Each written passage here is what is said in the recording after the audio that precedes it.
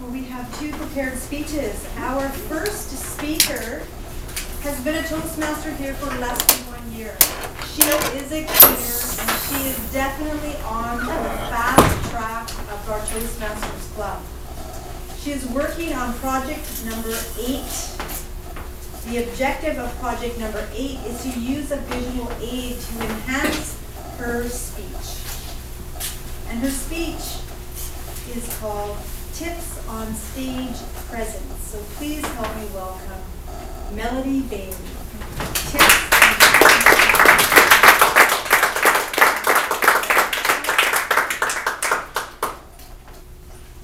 All right.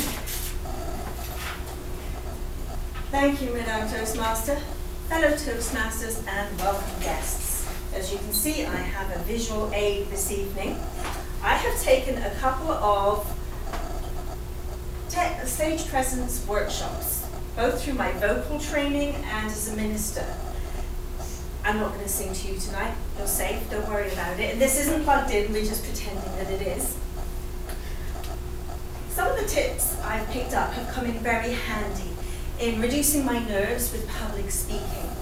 I want to share a few with you tonight. Now, these workshops are quite a few hours long, so believe me, it's just going to be a few hints and tips that you might find useful when speaking in public.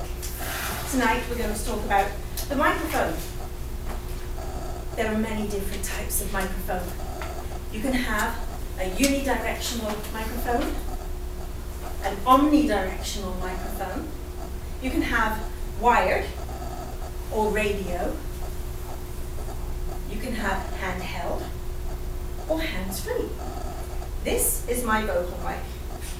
It is unidirectional, handheld, and wired. Now, if anybody here watches American Idol or The Voice, you'll notice singers hold the microphone like this, and the microphone is horizontal to the floor. You don't want to hold it like this, because this type of microphone works best for a vocalist that way, and you really have it up close. If you're public speaking, if you're a broadcaster or an announcer, they have different types of mics with different pickups, so you might see them holding a microphone down here. Or they could have some of the other microphones on that I talked about. You could have the lapel mic that's hands-free.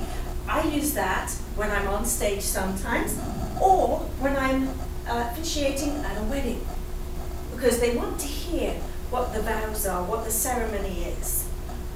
And that's a great one, because your hands are free, you're holding the words that you're using for the ceremony. That's the best thing about the hands-free ones. However, you do have a radio transmitter, and you can also get the ones that hook over your ear and come round to the front of your mouth there. Now, microphones, I'm going to carry this as if I'm on stage. So you see, you have to have confidence when unhooking it from the microphone stand. If you're talking on a podium, they'll often have a microphone with a boom like this one, and it's set at a certain height. But you might be coming on after somebody else. I'll just pretend this is on. And you have to adjust it. So to adjust the microphone, be confident. They have different types, but you can just twist this around and then move it up and down. Or if you need to raise or lower the height, this is the bit, and you often just turn it around and then lift the bit up or lower it down. Before I knew that, I spent many a time in front of a podium talking like this to reach the microphone. It's not very comfortable to do that. If you're going to be moving around the stage, take your microphone off. Make sure it's not wrapped around the stand. You have to pull it away.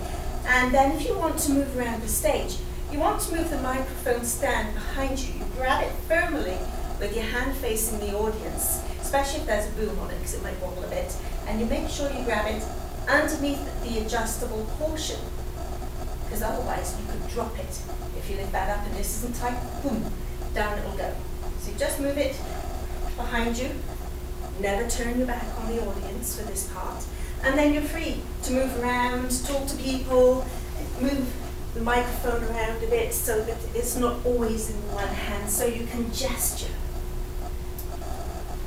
Now, when you get a public speaking engagement, find out first of all what type of mic you're going to be using. There's a key to that. If you are wearing a lapel mic, you'll need a lapel to put it on. So you've got to think of these things. If you had a t-shirt on, you'd be kind of hot. Or if you had one of those dresses with the round neck, what would you do? Because you need somewhere to clip it on that's not too close to your mouth. And you have a radio transmitter with a wire that's hooked up to it. And you're going to tuck that in the top of your pants or your skirt or a belt. So find out if you're going to be wearing one of the hands-free microphones, you're going to want to dress appropriately. The best person to make friends with when you're public speaking is the sound technician.